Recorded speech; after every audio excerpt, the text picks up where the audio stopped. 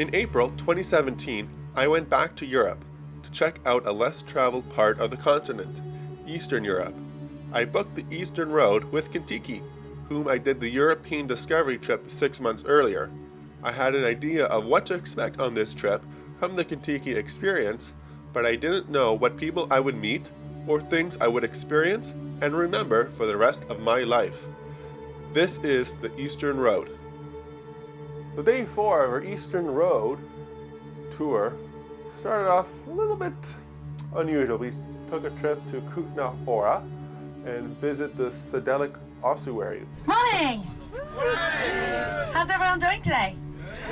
Good. Did you guys love Prague? Yes. Enjoy checking it out?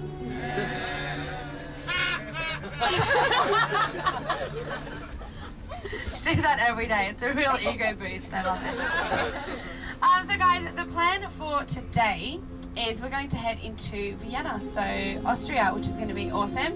But we are going to go to the Sedelic ossuary. Does anyone know what that is? Carmen's like, yeah. It is the bone church in Contiki.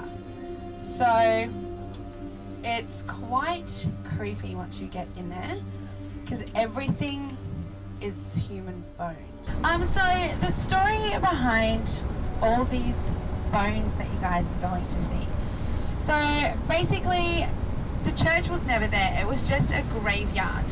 And then in 1278, the King of Bohemia sent their abbot, his name was Henry, they sent him to the Holy Land, so where Christ was crucified. So they sent him there and he came back with a little bit of the soil of the exact spot where Jesus was crucified.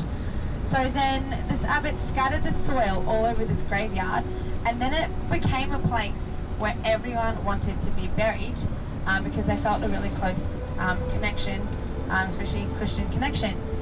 And so then obviously in the 14th century the Black Plague came through and a lot of people were buried there. And then the 15th century you had the Hussite War, so that was the Jan Hus Protestant war that they had here, the civil war. So again, everyone wanted to be buried there. And then they had bodies on top of bodies on top of bodies, and it just got to the point where no one else could be buried there. So instead of extending it and making it a little bit larger, what they decided to do is build a church.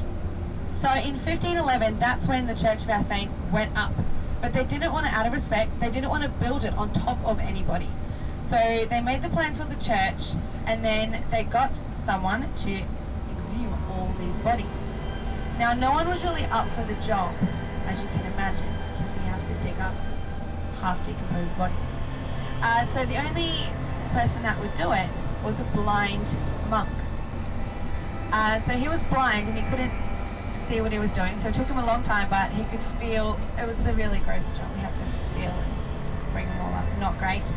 And then he just put it in the bottom of this church, so in the basement. And then eventually, so many bodies had been exhumed, and it was just a not ideal place for them. Out of respect, they were just lying there. Nothing was being done with them. They thought maybe we should burn them and scatter the ashes somewhere. But then, the Schwarzenberg family, who was the noble family of Bohemia at the time, they decided, why don't we do something with all these bones? So then they hired this guy by the name of Rintz, and he started in 1870 to place all the bones in certain positions. And that's what you guys are going to see when you head in today. So that is the work of Rintz.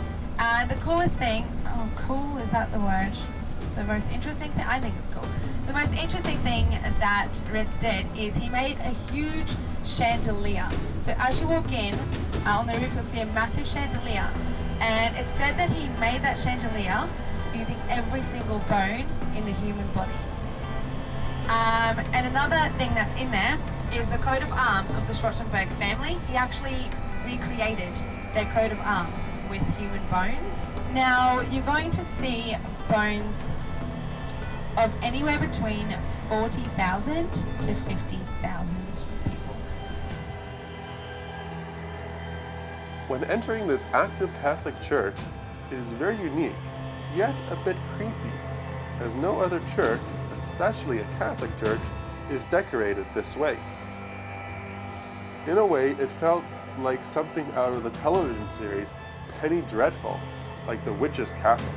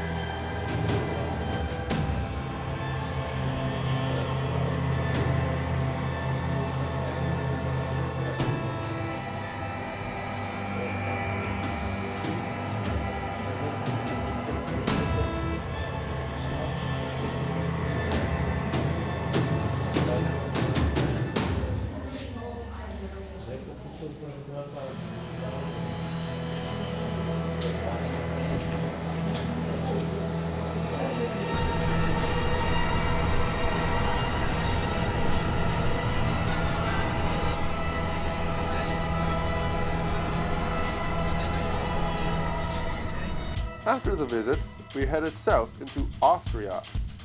After arriving at a hotel, we stopped at the oldest active theme park in Europe, Prater, where they have rides, food, and games, and the group decided to have a go on the bumper cars.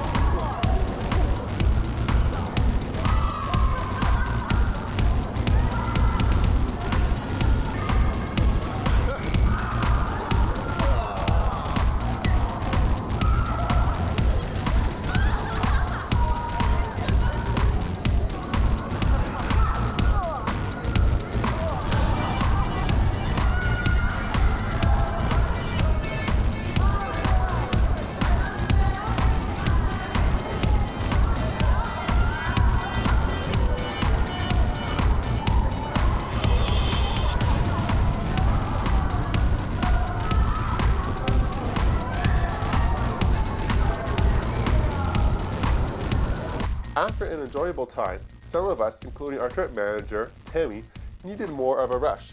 So a few of us boarded Ecstasy, this insane ride. Well, just have a look.